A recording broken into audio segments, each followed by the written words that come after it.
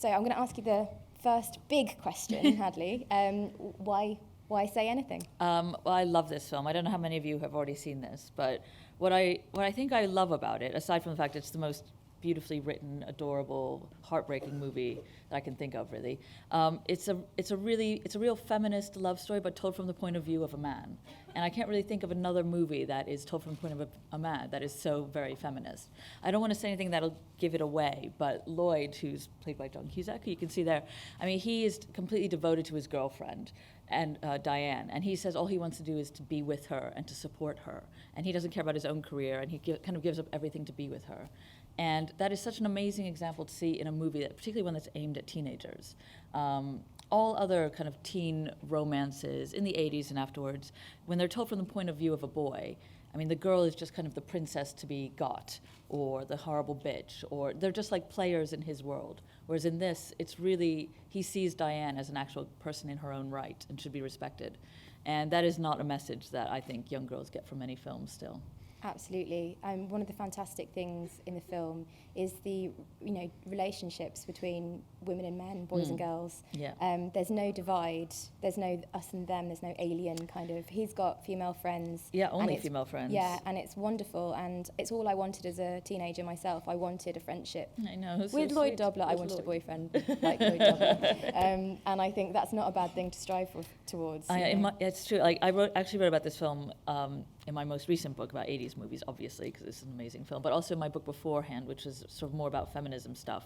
And I wrote mainly about Lloyd's friendship with DC and Corey, who are his two female platonic friends, one of whom is played by the amazing Lily Taylor.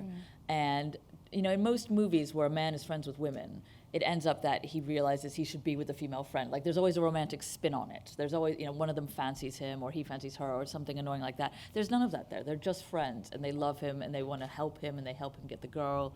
And, for him to see them as just his friends and not treat them like these horrible, not treat them like ice queens. And the film goes out of its way to show that boys who do treat girls as though they're different species are idiots. Like, there's this amazing scene when Lloyd bumps into a bunch of male friends from school, one of whom is played by Jeremy Piven, when he was about 18 years old. And the guys are all talking about how to get over heartbreak. And they're all just such doofuses, and they're all talking about girls as though they're just kind of bitches, basically. And Lloyd friendly says, if you guys know so much about women, how come you're sitting in the car park of a Kmart on a Saturday night? And they're like, by choice, man, by choice. And I think it's a film that appeals to boys and to girls, which is really unusual in terms of 80s teen movies, and in terms of most movies aimed at teenagers, really, because it's on the side of both. And it...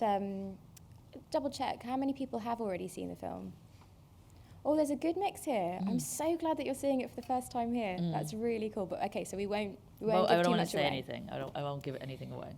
But it's not just a love story. It's also the story of a daughter and her father. Yeah. And it's such a wonderful relationship. And actually, again, something that isn't a bad thing for a teenage girl to watch. The relationship she has with her father and the truthfulness kind of that between them is really beautiful. It's funny. I mean, the first thing to say about what's really funny about this movie, seeing it now in retrospect, is that her dad is played by John Mahoney, who most people have here now seen playing Frasier's dad in Frasier. And also in the movie is Bebe Neuwirth, who plays the school careers advisor, who actually plays Frasier's wife in Frasier. So basically all of Frasier, except Frasier, is in this movie. And in all 80s teen movies, kids are teaching the parents something. That's a real John Hughes thing. Like, you've seen that in Breakfast Club. Well, not so much in Breakfast Club, but they're all smarter than their parents. But in Pretty in Pink, Ferris Bueller, like, it's all about how kids are teaching their parents to be better parents. And Cameron Crowe really picked that up from John Hughes, and it's in this movie very much so, where Diane Court, who's played by Ione Skye, her dad, played by John Mahoney, he runs a home for older people, and I'm not going to give anything away, but there are certain issues that come up, and she is smarter than him about it. So it's very much part and parcel of that 80s tradition, but it's much more serious about it too. This was the last sort of great 80s teen film. This came out in 1989. John Hughes' films were more the early and mid-80s, and then Heathers came along in 1987, which satirized all of John Hughes' movies, and that looked like it had ended the genre. And then Cameron Crowe came along in 89 and made this one, which is like the last great hurrah. And Cameron Crowe took some influence from John Hughes, but it's a completely different beast. James L. Brooks, who produced this film and helped Cameron Crowe put it on, described the difference as the characters in these films, they have different hearts than John Hughes' characters. John Hughes' characters are all kind of, they're so oversensitive. Everything is just on the skin. You know, Molly Ringwald just has to say everything, and you know, you can see Anthony Michael Hall's heart breaking. Whereas in this, it's a much more subtle, it's much more cerebral in a way, and I think kind of more realistic. I think the way the kids behave in this is more realistic to how the kids behave in John Hughes' films, and I say that as a massive John Hughes fan. Yeah. And I think it's also not surprising that it's more realistic because Cameron Crowe was basically a teenager when he wrote and directed this. He wrote Fast Times at Ridgemont High when he was 18, which came out in 1981, and this just came out 8 years later. So he still knew this world much better than John Hughes did when he was doing his movies. Absolutely. It is more realistic as well in the way that the teenagers are portrayed. I can't remember the line exactly, but they're talking about Diane as a nerd with the body of a game show host. And there's no nerds, there's no jocks. Yeah.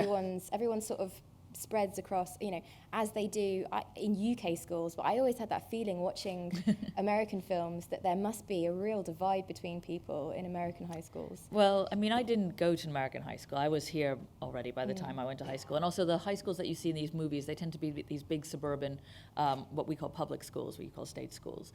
And I grew up in Manhattan and went to a private school there. So my school experience was completely different to the one that you see on screen in these movies. And I always sort of feel like I didn't have a real American school experience because it's not like the schools in these movies. That's how influential these films are now. Absolutely. But I think you're right. I mean, John Hughes created that whole kind of cliquiness thing, which is so satirized in Heathers, and then was kind of picked up again in Clueless and kind of continued in the 90s. And that's not how kids behave. I mean, kids move between groups. Kids know each other. Everybody knows the name of everybody in your year, whether you grew up in an English private school, an American state school, or whatever. So in that sense, it is much more realistic. And the way the kids behave at the big party scene is, I think that's more realistic than you see in John Hughes' films. Absolutely. John Hughes was a really conservative man, in fact. I mean, his films are amazing. I'm really not meaning to be down on John Hughes talking about this. I mean, Ferris Bueller is probably my favorite movie of all time. But, you know, the kids don't have sex in those movies. The kids aren't drinking. The kids don't take drugs. You look at Ferris Bueller, I mean, what do the kids do when they play hooky? They go to a museum. I mean, that's not what 18-year-olds do when they play hooky from school. Whereas in Say Anything, they're getting drunk, they're throwing up, they're passing out. Actually, here's another weird little factoid for you, is the kid who drinks so much at the party in this film and falls asleep in the toilet and is sick all over himself. It's actually Barbra Streisand's son. So weird. So there's something to take home. I did not know that. Yeah, Barbra Streisand and Elliot Gould's son, and he does look just like Elliot Gould. And that is how kids behave, particularly when they're 18. My God, and in America, I mean, you're just drinking illegally all the time. You mentioned that you love Ferris Bueller's Day Off. If you hadn't chosen Say Anything, what might have your other choices been? Well, the other one, it was a close run. But I mean, I love Say Anything. I don't want to make it sound like I'm dissing it by saying it was a close run. But I would nearly chose When Harry Met Sally, which I'm sure everybody in here has seen. But that's another feminist love story that's equally on the side of the men and the women, and that's what I want in a movie. I don't want to go to a movie that's, you know, so pro women it's down on men and men are terrible. In the same way, I don't want to go to a movie that's so pro men it's just like women are horrible, they're cows. If they don't sleep with you, they're frigid bitches. You want something that's kind of realistic about both sexes, and that's what both those films are, I think. Well, that's kind of handy because we're playing When Harry Met Sally all month at the BFI at the moment. So excellent plug. You've written about Say Anything and When Harry Met Sally and Ferris Bueller's Day Off a lot in the book. You've got out at the moment, Life Moves Pretty Fast. Mm-hmm. We actually had a little signing session prior to the screening, and Hadley signed a few copies to keep in the shop. So if you didn't manage to join us beforehand, then there are a few copies in the store. I'm just going to ask one last question before we leave you with the film. One of my favourite lines from the film is, and this isn't giving anything away, Lloyd saying that he's looking for a dare to be great situation. Oh, yeah. And that's something we should all strive towards, I think. I mean, if I might put you on the spot, is there a favourite line or a favourite moment in the film? Well, oh God, it's so hard to talk about without, not wanting to give anything away. But a line without context is okay, I think. For me, it's always, I gave her my heart, she gave me a pen, which will mean absolutely nothing to those of you who haven't seen this film. But the scene that he says that film, I actually almost have to fast forward that scene when I watch this at home, which I watch all the time, because I find it so heartbreaking. Even though I've seen this film a million times, I know what happens in the end. I almost can't watch it when he says that. It's so sad. But it's such a great line. Cameron Crowe particularly when he was younger, without wanting to sound like I'm dissing him now, but he was such an amazing writer, and the dialogue is always surprising, but it feels completely right for the characters. There's not a single line that feels like it's clanging, that feels like it should be said by someone else in the film, that feels like exposition. And I gave her my heart, she gave me a pen that really sums up Lloyd, it sums up the situation, and once you hear it, you'll never forget it. I think that's a really good place to leave you to enjoy the film. Thank you, everybody. Thank you, Hadley.